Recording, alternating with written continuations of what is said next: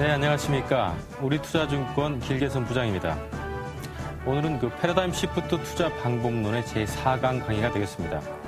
네, 지난 시간까지 금리와 그리고 경기 순환지수 그리고 글로벌 인덱스에 대해서 다양한 내용을 알아봤는데요. 금일 시간에는 통화와 그리고 자본시장 순환 시스템 그리고 T빌에 대해서 알아보는 시간을 갖도록 하겠습니다.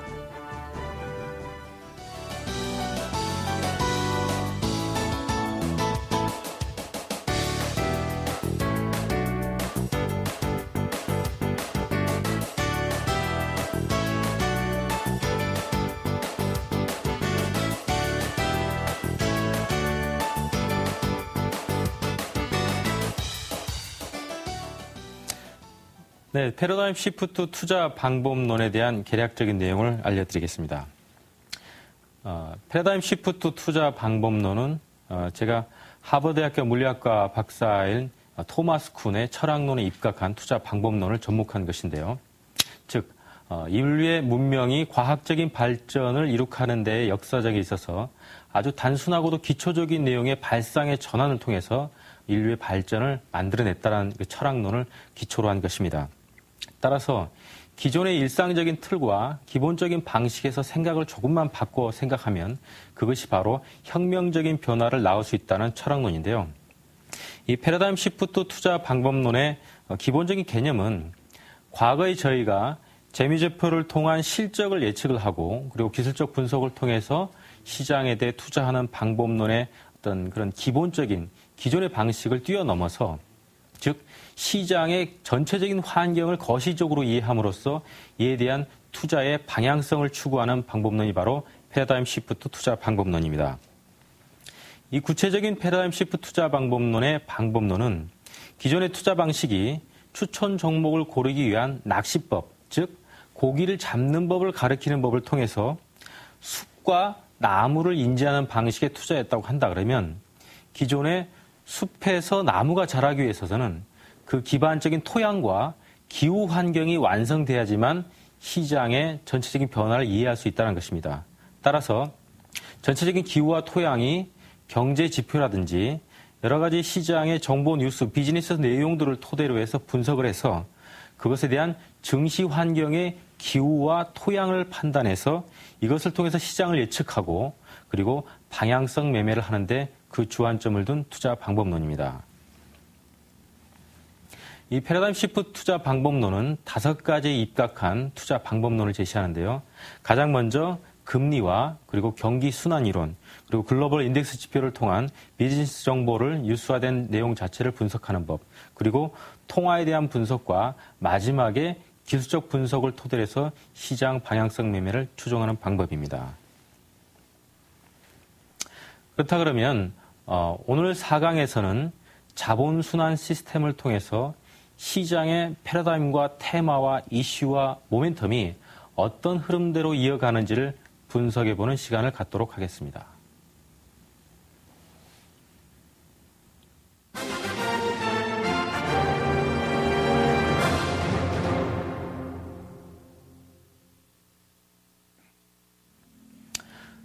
네, 자본 순환 시스템은 기본적인 개념 자체가 통화의 분석을 결론적으로 하게 되면 자본시장의 흐름을 알 수가 있는 내용들입니다.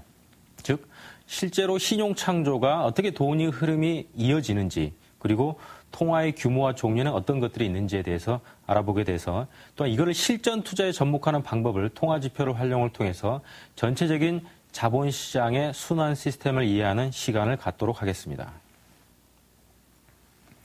그리고 마지막 시간에는 미국의 국채에 대해서 내용을 좀 알아보기로 하겠는데요.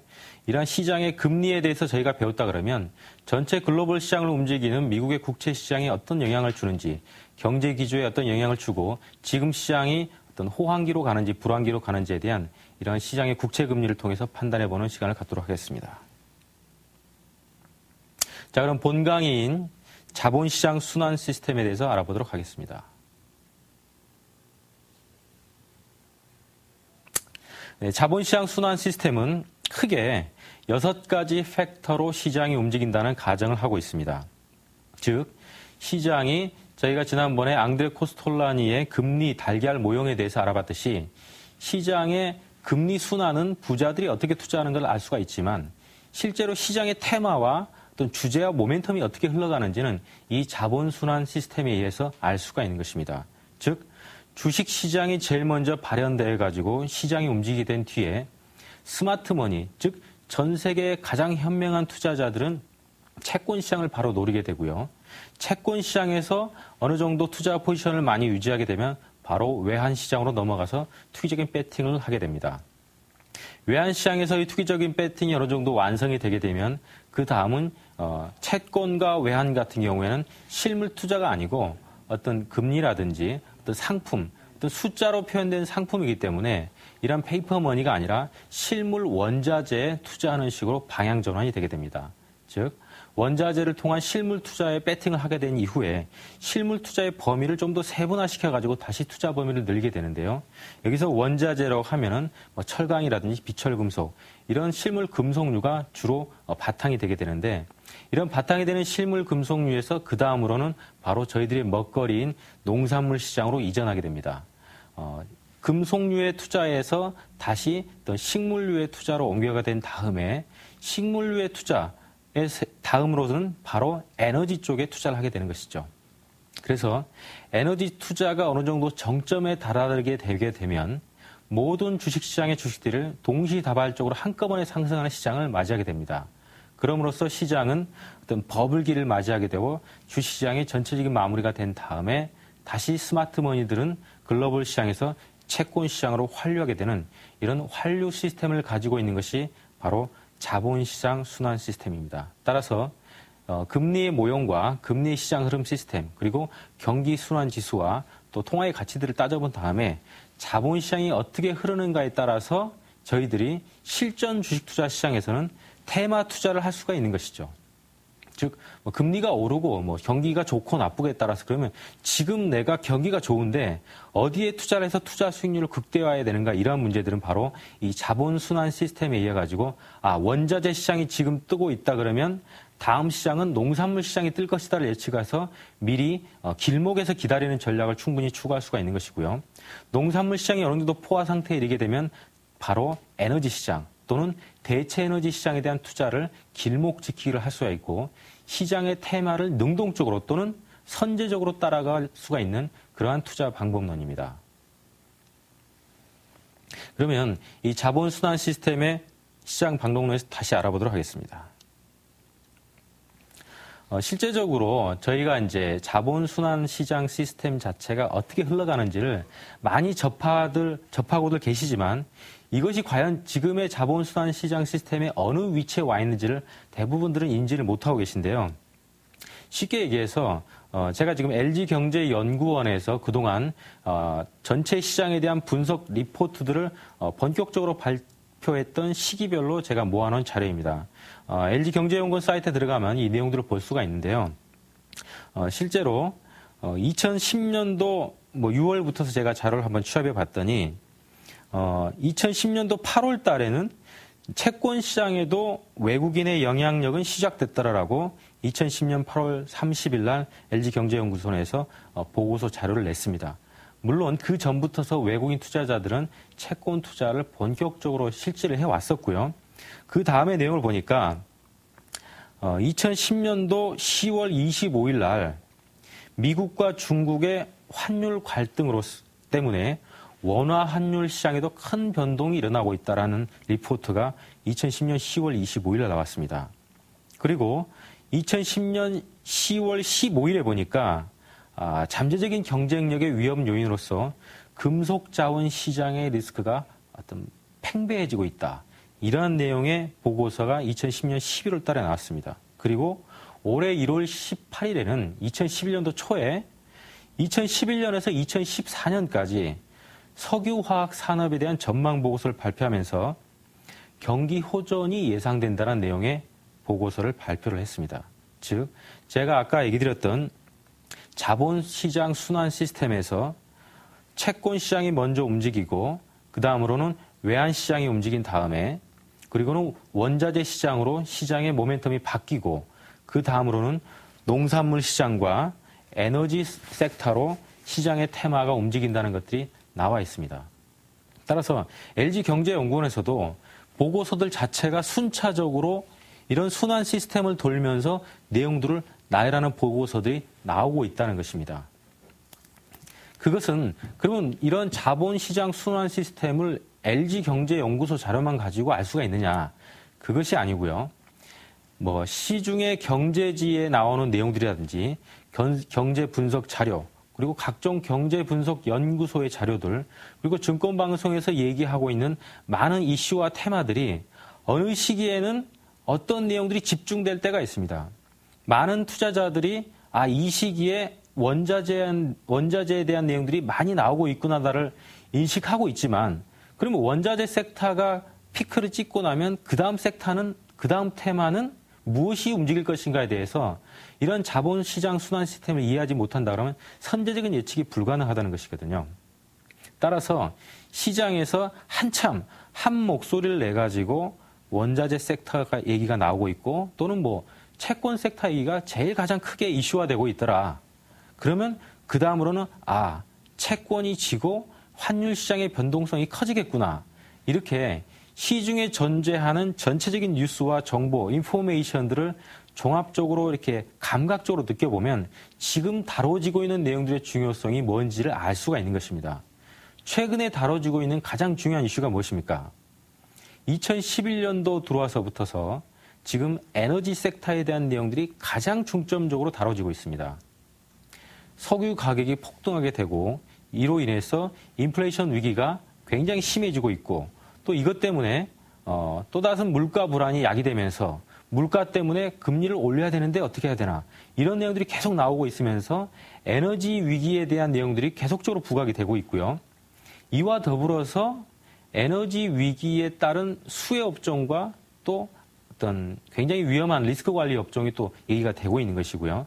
따라서 작년 말부터서 또 작년부터서 계속적으로 물가에 대한 내용들이 나오면서 어떤 철강 금속이나 비철 금속, 그리고 농산물 섹터에 대한 내용들이 계속적으로 나온 뒤에 2011년에는 에너지 섹터에 대한 내용들이 나오고 있다는 것입니다. 자동차 연비 같은 경우도 그 어떤 부수적인 전체적인 카테고리에 포함을 시켜야 되겠고요. 따라서 지금은 에너지 섹터에 대한 내용이 지금 현 시장 그리고 전 세계 경제를 좌지우지하고 있는 그런 가장 중요한 팩터이자 모멘텀이라고 생각을 하시면 됩니다. 따라서 경제신문이라든지 증권방송 그리고 각종 경제연구소의 자료들을 통해 가지고 지금 다뤄지고 있는 내용이 어떤 것이기 때문에 다음에 돌아올 테마는 무엇이 될 것인가에 대해서 아셔야 되는 거고요. 지금의 섹터가 에너지 섹터가 가장 중요한 이슈를 받고 있기 때문에 에너지 섹터가 어느 정도 완성이 되고 나면 전체적인 주식시장이 폭발적으로 상승하게 되는 그런 시기를 맞이하게 된다는 것이 바로 이 자본순환 시장 시스템에서 알 수 있는 앞으로의 시장 예측인 것입니다. 따라서 지금은 에너지 섹터에 집중을 하고 계시다가 다음으로는 전체적인 주식시장이 폭발적으로 상승할 때를 대비해 가지고 안정적인 포트폴리오 전략을 구축하는 것이 필요해 보입니다. 그러면 제일 먼저 자본시장 순환 시스템에서 주식시장이 꺾어지고 난 이후에 채권시장으로 자산이 이전한 흐름을 설명드렸습니다. 구체적으로 데이터를 통해서 알아보면 외국인 투자자들이 국내 채권에 대한 순매수 기조를 어떻게 유지했냐에 대한 내용들이 나오게 됩니다. 외국인 투자가들은 사실상 2005년과 2006년을 접어들면서부터 사실상 국내 채권 시장에 대한 투자 규모는 과거처럼 그렇게 늘리지 않았고 일상적인 규모의 투자만을 해왔었습니다. 그런 상황에서 2006년도에서 2007년도를 넘어가면서 2007년도에 외국인 투자자들이 국내 채권에 대한 순매수 규모를 폭발적으로 늘리게 됩니다. 이때 당시에 평전 잔고로만 봐도 45조 원대의 전체적인 평전 잔고가 늘어나게 되는데요. 이러한 규모로 보면 외국인 투자자가 주식시장이 앞으로 폭발적으로 상승한 이후에 나중에는 채권 시장이 폭발적으로 어떤 큰 규모를 이룰 것이라는 걸 예상을 하고 투자 규모를 이렇게 과감하게 늘렸던 시기가 한국 증시 그리고 한국 경제 역사상 최초의 시기에 가장 많은 규모가 투자되게 됩니다. 이러한 시기를 거치면서 채권은 안전자산이기도 한데요. 그 이후에 2008년 금융위기를 겪으면서 한국물 채권의 비중을 굉장히 좀 적게 사는 규모로 줄이게 됩니다.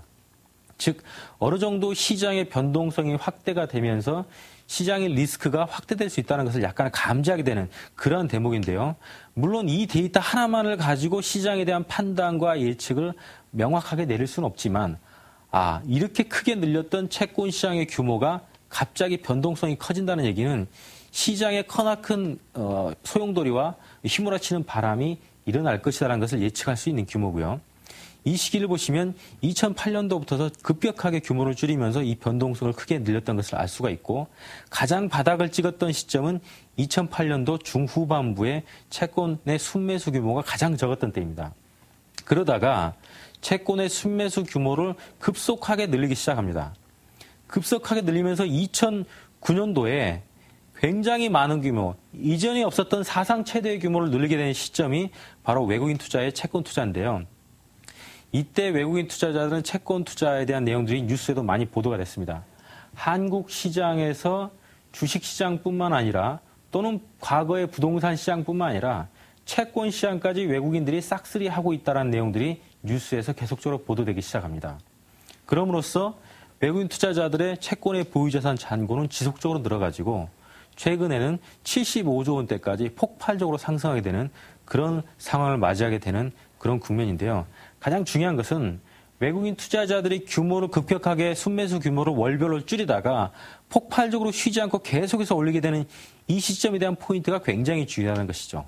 즉, 그 뒤부터는 이러한 평잔 규모 자체도 줄지 않고 계속 늘고 있다는 것이 중요한 포인트인데 이러한 2009년도부터서 계속적으로 외국인 투자자들이 국내 시장의 채권의 비중을 폭발적으로 늘리게 되고 또 특히나 중국의 국부펀드라든지 이런 유럽의 국부펀드라든지 굉장히 공격적이면서도 보수적인 패턴을 함께 병행하는 투자가들이 한국물 채권에 대해서 투자를 폭발적으로 늘리게 되는 그런 타이밍이 오게 됩니다. 그리고 난 뒤에 2010년도 9월 이후에 최근까지의 통화의 달러 대비 절상률을 한번 살펴보도록 하겠습니다. 실제적으로 2010년 9월 1일부터 10월 18일까지 약 한 달 반 정도의 기간 동안에 외국인 투자가들이 과연 원달러 환율에 대해서 어떻게 접근을 했었냐라는 것을 또 읽어볼 수가 있겠는데요. 제가 아까 먼저 채권에 대한 내용들을 먼저 보이게 된 것은 2008년 9년에 이르면서 채권 시장이 폭발적으로 증가하는 시기에 대해서 보여드린 거고요. 2010년도에 들어서면서부터서 원달러 환율이 1,600원대에 있던 것들이 1,100원, 200원대까지 급격하게 절상이 되기 시작합니다. 그럼으로써 전 세계 통화를 달러 대비 절상률을 비교해 봤더니 2010년도 9월 달 기준으로 봤을 때 러시아의 루피아를 기준으로 해서 인도의 루블라, 위안화, 파운드 쭉 해가지고 한국의 원달러가 가장 전 세계에서 달러 대비 절상률이 세 번째로 높은 수준으로 절상률이 높아지게 됩니다. 이 유로나 줄로티화 같은 경우에는 줄로티는 이제 폴란드 통화인데요. 당시에 폴란드 대통령이 이렇게 그 비행기 사고로 러시아 쪽을 가다가 이제 그 전체 경제 임원들까지 다 한꺼번에 사망하게 되는 사건이 나게 되는데 그때 있었던 어떤 특별한 사태고요. 그리고 유로 다음으로는 줄로티화를 제외하게 되면 유로 다음으로 원달러 환율이 전 세계에 대해서 달러 대비 통화 절상률이 가장 컸었습니다. 즉 그 얘기는 전 세계에서도 한국물 통화에 대한 외국인들의 공격적인 배팅과 투자 전략이 집중됐었다는 것이 드러나는 것이죠. 그래서 원달러 환율 자체가 그 이전부터서 2010년도부터서 계속적인 절상에 대한 배팅이 진행되던 것이 2010년 9월 달부터서 10월 달까지 누적적으로 봤더니 이때 당시 기준으로 가장 달러 대비 절상률이 높더라. 즉 과거에는 채권에 대한 내용들이 가장 이슈화되면서 정제나 자본 시장을 많이 흔들었었는데 2010년도 9월 이후부터 9월 전까지를 쭉 누계적으로 봤더니 절상률을 한 시점에서 고정해서 보니까 환율에 대한 배팅이 굉장히 급격하게 진행됐었더라. 즉 외국인들은 2009년 이전부터 채권에 투자하다가 2010년도부터서는 원달러 환율에 실제로 외환시장에서 강력하게 배팅하게 되는 그런 현상이 벌어지게 되는 것입니다. 즉 외국인들은 어떻게 했겠습니까? 전체적으로는 원달러의 절상에 강력하게 배팅하면서 국내 주시장의 주식들을 계속적으로 절상이 되는 시기마다 투자하게 되는 그러한 결과를 야기시켰다고 보시면 되겠습니다. 다음은 전 세계 에틸렌 가동률로 본 석유화 경기에 대한 전망입니다. 경기에 대한 전망을 보니까 전체적으로 주식시장에서 채권시장으로 옮겨가고 채권시장에서 다시 외환시장으로 옮겨간 다음에 그것이 원자재 시장을 돌면서 에너지 시장까지 돌게 되는 그런 비율을 나타내게 되는데 제가 이제 마지막에 석유화 경기 전망을 봤더니 2009년도에 석유화학 시장의 경기 전망은 바닥을 찍게 됩니다. 2008년에서 2009년을 넘어가면서 완벽한 바닥권을 형성하게 되고요. 그 뒤부터서 전 세계 에틸렌 가동률로 봤을 때 석유화학 경기는 계속적으로 상승 추세를 그리게 됩니다. 이 전체적인 흐름을 보니까 이 과거의 상승의 고점을 만들어냈던 지점을 2010년도를 넘어서면서부터서 본격적으로 돌파하게 되는 시점이 나온다는 것이죠. 즉 이러한 상단의 고점을 2010년도 말부터서 2011년도 거치면서 지금 석유화학 경기가 과거의 어떤 고점대를 이뤘던 석유화학 경기 전망보다 훨씬 더 좋은 자료가 이렇게 나오고 있다는 것입니다. 물론 기존의 저점 라인은 깨지 않았기 때문에 적어도 경기가 빨리 터닝하면서 석유화학 경기가 빨리 이렇게 터닝 포인트를 잡았다는 부분이 굉장히 또 중요한 포인트이기도 하고요. 기본적으로 가장 베스트한 케이스로 봤을 때는 과거에 85년도에 석유화학 경기에 굉장히 호황기를 거쳤던 그 시점을 어떤 가장 베스트한 케이스는 이번에 돌파를 할 수 있다는 가정이 충분히 가능하고 기본적인 케이스는 이전의 고점들을 지금 상향 돌파하고 있다. 그리고 시장이 굉장히 동시다발적으로 나빠지거나 어떤 예측할 수 없었던 부분이 발생하더라도 월스트 케이스에 있어서도 전체적으로 상승 추세를 이어갈 수 있다는 것이 지금 전 세계 에틸렌 가동률로 봤던 석유화학 경기의 전망이 되겠습니다.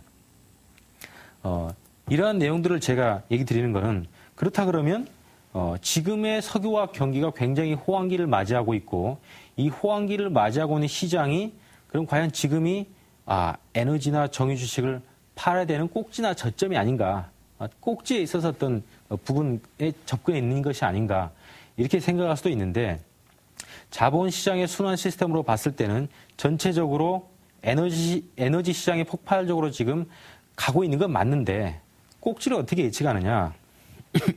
아주 단기적으로 뭐 하루 이틀, 내일이 고점입니다. 이렇게 얘기할 수는 없지만 거시적으로 봤을 때는 아직도 고점이 나와 있다는 자료를 한번 찾아보도록 하겠습니다.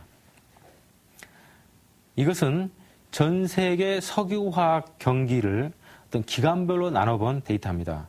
아까 이제 시계열로 봤을 때 그 특징적인 것을 봤더니 전 세계 석유화학 경기는 8년 정도의 사이클을 두고 상승과 하락을 반복하더라는 것이 바로 전 세계 석유화학 경기의 어떤 장기 사이클입니다.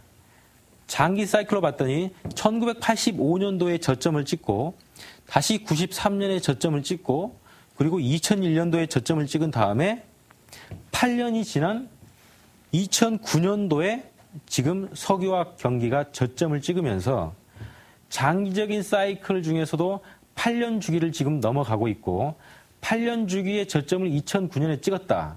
그렇다고 보면 2009년부터서 즉 2017년까지는 2016년, 17년, 18년까지는 전 세계 석유화학 경기가 장기적인 성장률의 사이클을 그려갈 것이라는 것이 가능해집니다. 그러면 예를 들어서 이때 당시처럼 상승과 하락을 반복하는 사이클을 갖고 있는다고 보면 2009년부터 시작이 됐으니까 2009, 2010, 2011, 2012년까지 절반 정도로 봤을 때 8년 주기의 절반 정도로 봤을 때 2012년까지는 전 세계 석유화학 경기가 장기 사이클상의 호황기를 계속 누려갈 수 있을 것이라는 것이 이런 사이클상의 예측이 가능한 것이고요. 그렇다고 보면 올해가 2011년이니까 2011년 상반기를 지나고 있는 이 시점에서 내년도까지는 에너지나 정유 섹터가 계속적인 상승세를 구가할 수 있을 것이라는 것이 가능해집니다. 그러면 지금 유가에 대한 내용들이 많이 나오고 있는데요. 유가 수준이 140불을 돌파하게 되면은 정유나 석유화 경기에 상당히 심각한 위기를 초래하게 되고 그것뿐만이 아니라 전 세계 인플레이션의 물가 상승에 어떤 리스크가 폭증되게 됨과 동시에 전 세계가 다시 리세션에 빠질 수 있다. 이런 얘기들까지 나오고 있는데요. 만약에 이런 석유화학의 사이클대로라 그러면 적어도 2012년까지는 유가가 140불을 돌파할 가능성이 조금 적지 않느냐. 이렇게 가정을 해볼 수도 있습니다. 하지만 저희들은 투자가의 입장에서 어떤 것이 가장 중요한 팩터냐. 정유나 에너지 섹터가 최근에 신고가를 찍고 있고 굉장히 많이 올랐기 때문에 부담스러울 수 있지만 지금 상황으로 봤을 때는 석유화학의 경기 사이클로 보고 또 자본시장의 순환 시스템 상에서 흘러가는 맥락으로 봤을 때는 에너지 섹터가 지금 핵심에 있고 핵심에 있는 와중에 지금 자동차 업종과의 승리를 경쟁을 하고 있지만 이런 와중에 고점은 2012년 정도에 나올 가능성이 높기 때문에 올해에 있어서 정유나 에너지 섹터에 대한 투자는 굉장히 메리트가 있고 양호할 것이라는 것이 가능해집니다. 따라서 지금 에너지 섹터에 대해서 탑을 찍었기 때문에 매도해야 된다. 이런 개념보다는 지속적으로 홀딩하고 계속 보유해서 나가야 될 것입니다. 제가 지난 시간에도 블룸버그의 이코노믹 캘린더를 통해 가지고 경제 지표가 어떻게 나올 것이기 때문에 미국의 리테일 세일즈 발표가 컨센서스가 0.4 정도인데 자동차를 제외했을 때는 0.7 정도가 예상이 되고 있다. 그렇다 그러면 자동차 섹터가 유명할 것이다. 바로 다음날 아침에 사라라고 제가 강조드렸었는데 실제적으로 컨센서스가 0.8 정도가 나왔죠. 굉장히 미시적으로 봤을 때도 경제 지표나 데이터 자체가 굉장히 유용합니다. 지금 제가 설명드린 사이클이나 이런 것들은 굉장히 거시적이고 규모가 큰 그랜드 사이클을 다루고 있지만 적어도 석유화학 경기, 에너지 섹터에 대해서 투자 관점을 꼽자 그러면 지금은 팔지 않아도 된다는 것에 대한 강력한 어떤 현장 검증을 제가 이렇게 이론적으로 해드린 것이죠. 이러한 부분을 명시하셔가지고 에너지 섹터에 대한 투자에 대한 관점을 잘 살펴보시기 바랍니다. 다음으로는 통화에 대해서 알아보겠는데요. 이 통화는 금리만큼이나 굉장히 중요한 요소입니다. 즉 통화의 개념을 명확히 알고 있어야지만이 시장이 어떻게 흘러갈 거에 대한 거시적인 움직임을 금리와 함께 섞어서 판단해 볼 수 있는 지표이기 때문인데요. 통화에 대해서 먼저 알려고 그러면 제가 좀 이따가 통화에 대한 기초 개념에서는 설명드리겠지만 지금 중요한 것은 통화를 중앙은행에서 어떻게 발행을 해가지고 어떻게 시중에 유통을 시키면서 신용 창조의 기능을 만들어내는가가 굉장히 중요한 요소입니다. 여기서 저희들이 쓰고 있는 그 종이지폐 페이퍼머니는 갑자기 하늘에서 떨어진 것이 아니죠. 그것은 바로 중앙은행에서 발권을 한 것입니다. 윤전기를 돌려가지고 발권을 한 것인데요. 통화가 어떻게 발권이 돼서 신용 창조가 되는지 이론적인 개념에 대해서 한번 알아보도록 하겠습니다. 저희 나라 중앙은행은 한국은행에서 예를 들어서 10,000원 정도를 찍어내가지고 총 토탈 발행 금액이 10,000원이라고 치고요. 이 10,000원을 은행에다가 뿌려주게 됩니다. 그러면 은행은 어떤 여신을 중심으로 해서 예적금을 받고 여신을 통해서 어떤 이자를 또 받는 그런 시스템을 통해서 통화를 유통시켜야 되는데 은행은 10,000원을 받은 뒤에 10,000원을 시중에 바로 유통시킬 수가 없습니다. 그것은 바로 중앙은행이 은행에게 10,000원을 주면서 공여하면서 즉 지불 준비금을 예측을 해라라는 그런 약속을 했기 때문인데요. 은행은 발권한 금액을 전부 받은 것을 시중에 통화를 유통시키는 것이 아니라 지급 준비율 10% 정도를 중앙은행에 다시 예치를 하게 됩니다. 이것은 만일의 사태에 대비하기 위한, 즉 요금에 대한 어떤 출금 요구가 왔을 때 그런 부분을 지급해 줄 수 있도록 미리 예치를 해두는 것이죠. 그래서 10,000원을 은행이 받으면 1,000원을 중앙은행에 보내게 되고요. 그러면 9,000원이 남습니다. 은행에게는. 은행은 9,000원을 그대로 놔두지 않죠. 이것을 다시 어느 개인이나 법인에게 대출을 해주게 됩니다. 그러면 A라는 개인이나 법인은 대출을 받은 이 금액을 자기는 대출만 받고 이거를 그냥 집에다 모셔두려고 받지 않았을 것입니다. 즉 소비를 하거나 물건을 구매하거나 또 다른 자금으로 활용하기 위해서 받은 것인데 이것을 다시 비개인이나 법인에게 물건 구입값으로 9,000원을 지급을 해서 A는 물건을 받게 됩니다. 그러면 B는 받은 9,000원을 물건을 주고 나서 받은 9,000원을 다시 개인의 집에 땅속에 묻어두느냐. 요즘 그런 사례도 있었지만 그렇지 않고 일반적으로 B는 수입이 생긴 9,000원을 은행에 예금으로 예치하게 됩니다. 예치된 예금이 은행에게는 다시 9,000원이 돌아왔습니다.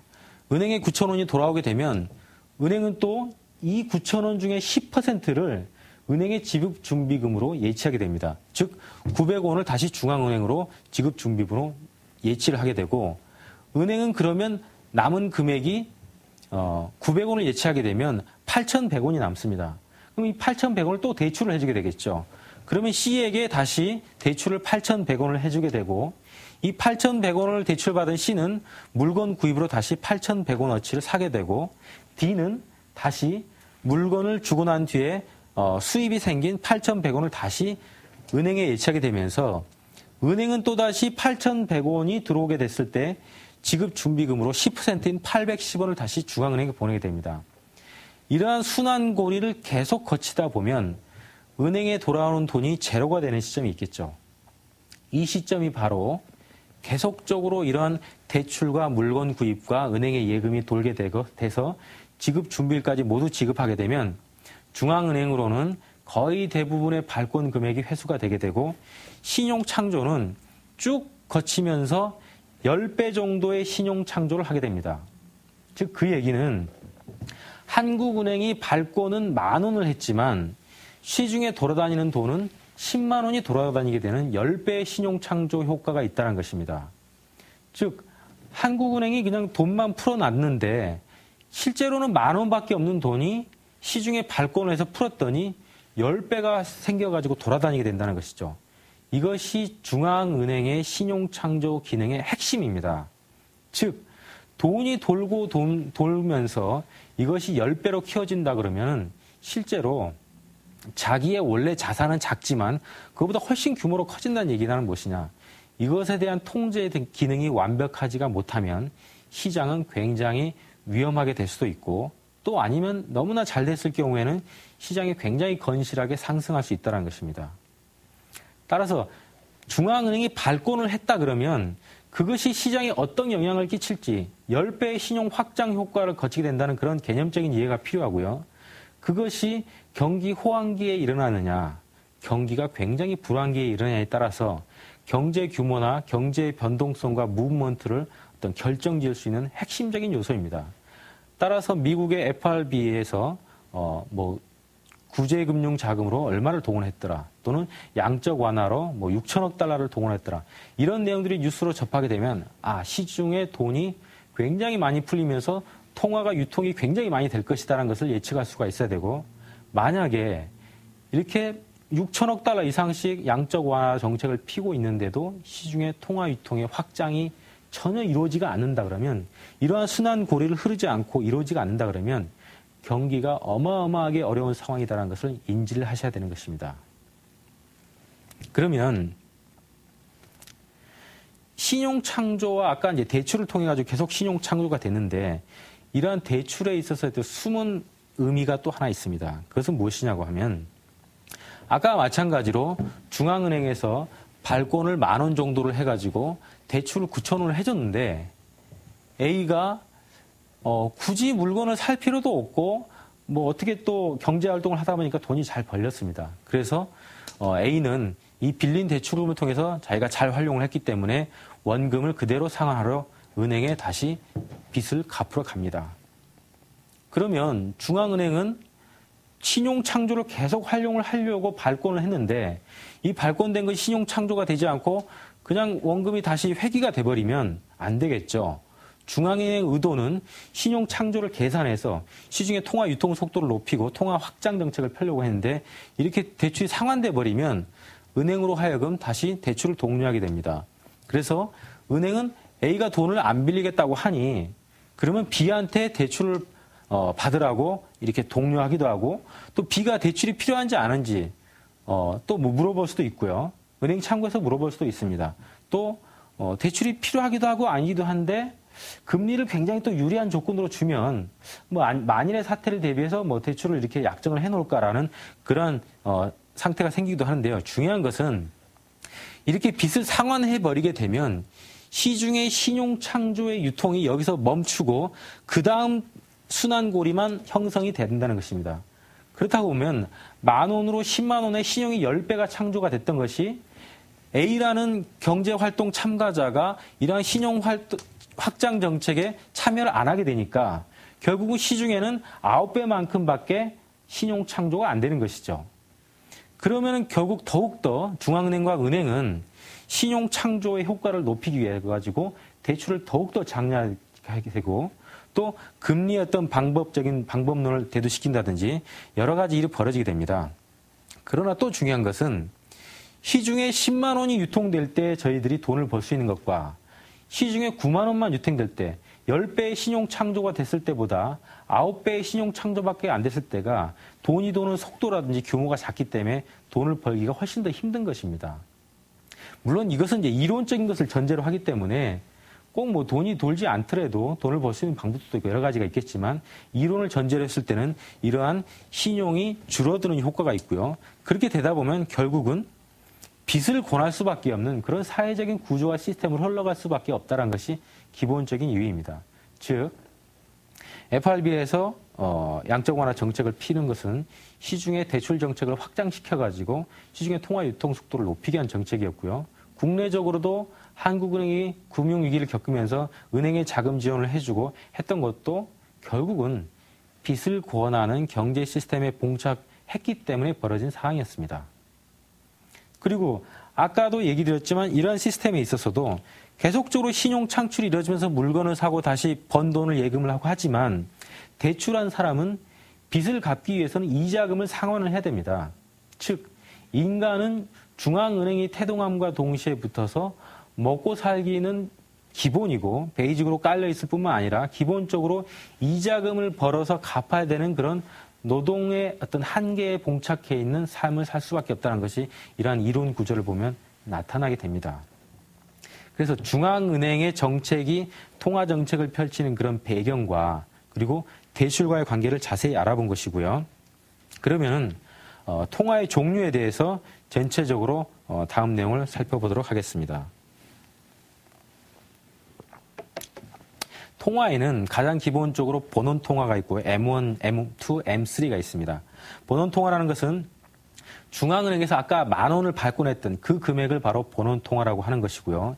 M1 같은 경우에는 중앙은행이 은행에게 지불했던 10,000원인데 그 10,000원을 가지고 예금 자산으로 운용될 수 있는 그런 결제성 예금들을 가지고 움직이는 것이 바로 M1입니다. 그리고 M2 같은 경우에는 총통화라는 의미를 쓰이는데요. 한국은행에서 금융기관을 통제해가지고 관리하는 가장 중요한 통화관리 기준 지표로 삼는 게 바로 M2이고요. 대체적으로 금융체를 포함해가지고 기본적인 예금 플러스 증권 저축 정도까지가 포함되어 있는 게 M2고요. M3 같은 경우에는 시중에 지하 자금을 제외한 모든 자산이 유통되는 것들이 통계화할 수 있는 모든 자금들이 다 M3라고 보시면 됩니다. 즉 현대 금융기법에서는 대부분 M3를 가지고 전체적인 통화 정책을 이제 펼치기도 하기 때문에 M3와 본원 통화 간의 관계를 면밀히 살펴보는 게 가장 중요합니다. 현대 금융 투자라든지 저희가 실전 투자에 적용할 때도 마찬가지고요. 그래서 저희들이 뭐 청약 증거금이라든지 뭐 각종 보험 계약에 대한 준비금 이런 것들이 다 포함되는 것이고요. 그러면 이 통화의 종류 M1, M2, M3 그리고 본원 통화를 어떻게 활용하는지에 대해서 설명드리겠습니다. 이 본원 통화 같은 경우에는 이것은 미국의 FRB에서 관리하던 것을 2005년 이후부터서 세인트루이스 연방은행에서 관리하던 M3 지표를 사용해야 되는 것인데요. 이 가장 두껍게 표시된 파란 선이 M3 지표가 되겠고요. M1은 여기 하단에 있는 실선, 검은색 선이 M1 본원 통화라고 보시면 되겠습니다.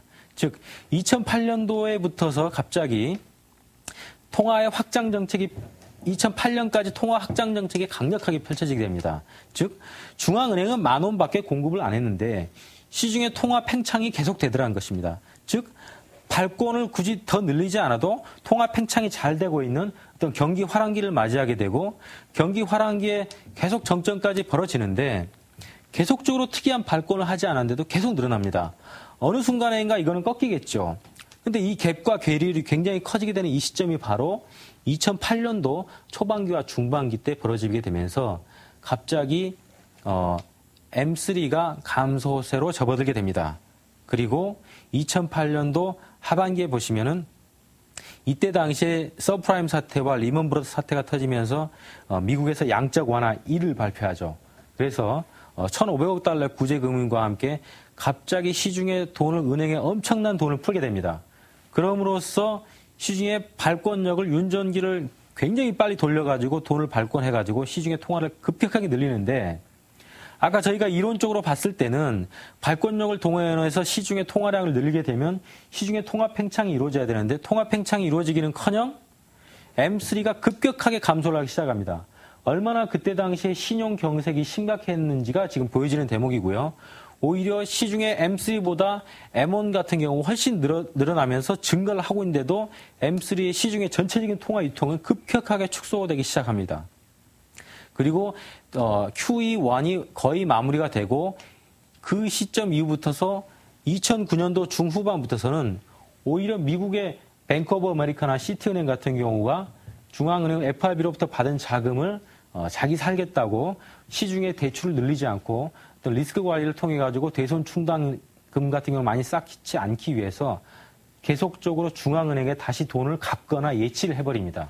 그럼으로써 M1 자체가 급격하게 줄어듦과 동시에 이때는 줄임으로 인해 가지고 안 그래도 M3 자체가 시중 통화 유통량이 급속하게 감소하고 있는데 동시다발적으로 급격한 하락세를 보이게 되죠. 하지만 전체적으로 일관성 있게 하락세를 보이게 되는 어느 시점인가 시장은 터닝하게 되는 터닝 포인트를 잡게 되는데 이때 M3가 터닝하게 되면서 양적 완화 툴을 어느 정도 시행하게 되고요.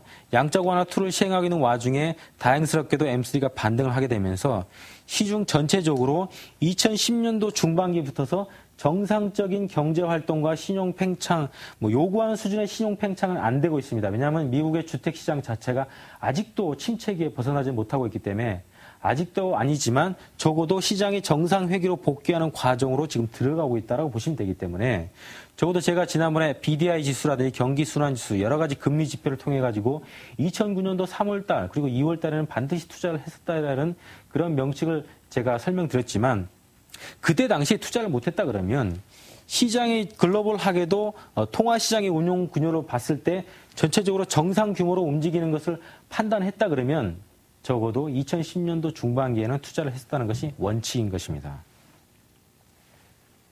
하지만 이것이 이제 글로벌 지표로 글로벌 인덱스를 제가 강조드리는 이유가 있는데요. 국내 M1, M2 그리고 M3를 지표낸 것을 제가 한국은행과 통계청 자료를 통해 가지고 집계를 해봤더니 별로 도움이 되지 않습니다. 거의 대부분 금융위기 이후에도 플랫하게 움직이면서 오히려 신용 확장 많이 일어나고 있고 이런 것들이 국내 자료는 크게 도움이 안 되기 때문에 제가 글로벌 지표를 반드시 봐야 된다는 얘기 드리는 거고요.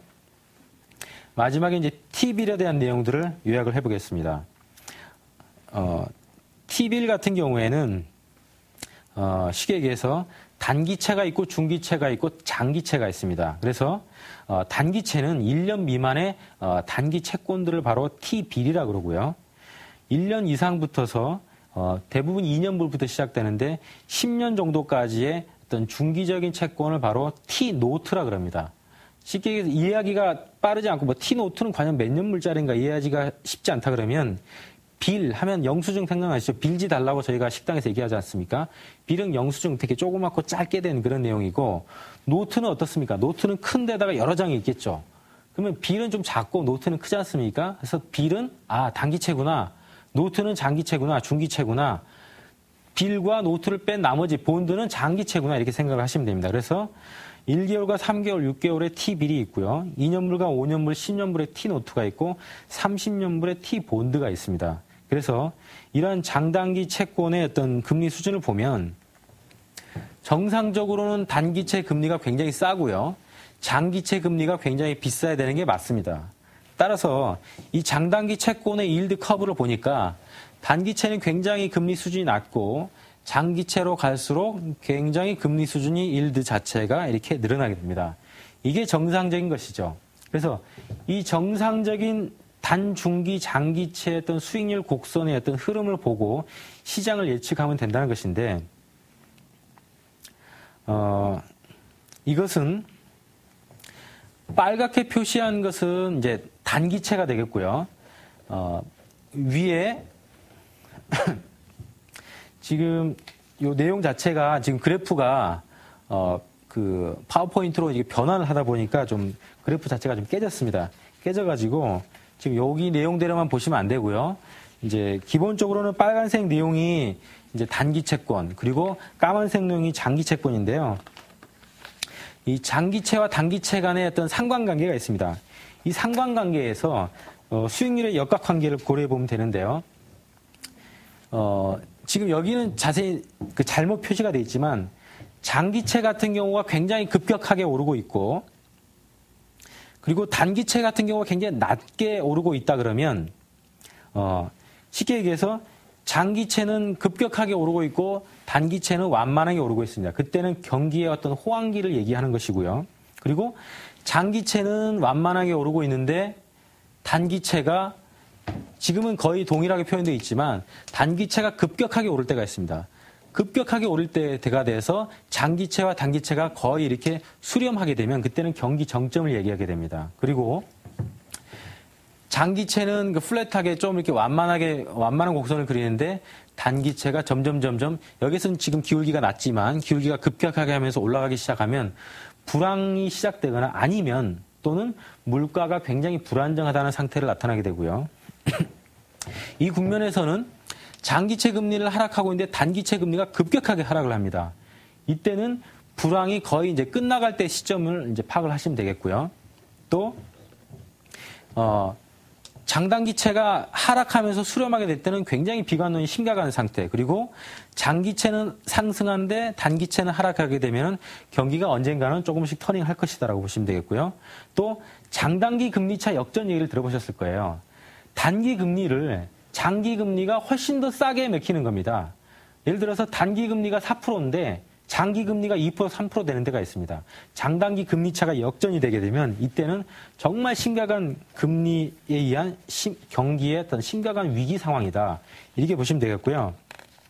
마지막으로 보여드릴 차트 하나만 보여드리고 실전 차트 마무리 짓겠습니다. 이 차트를 보시면 이것은 단기채 금리고 이것은 장기채 금리입니다. 장기채 금리가 이때 당시 금융위기 당시에 단기채 금리를 하회를 하면서 금리 자체가 굉장히 낮아진 경기의 심각한 위기 국면을 초래하다가 장단기 금리 차가 조금씩 벌어지게 됩니다. 언젠가는 경기가 조금씩 회복될 거라는 것을 나타나게 되고요.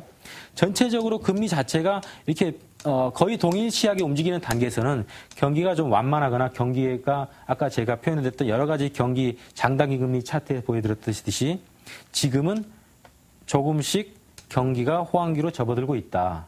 그래서 지금은 투자를 해도 괜찮을 때다라고 판단하시면 되겠습니다.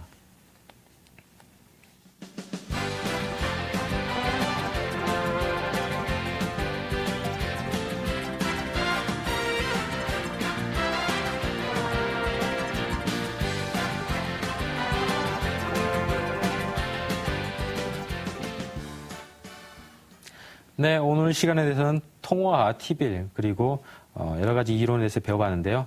여러 가지 투자를 금리 수준을 이용해가지고 투자하는 방법론 그리고 에너지 종목에 대한 투자 방법론에서 어떻게 해야 될지 명확히 이해하시고 투자를 결정하시기 바랍니다. 지금은 에너지 투자에 대해서 꼭지가 아니고 계속 홀딩 및 추가 매수를 해야 된다는 식이 반드시 기억하시기 바랍니다. 감사합니다.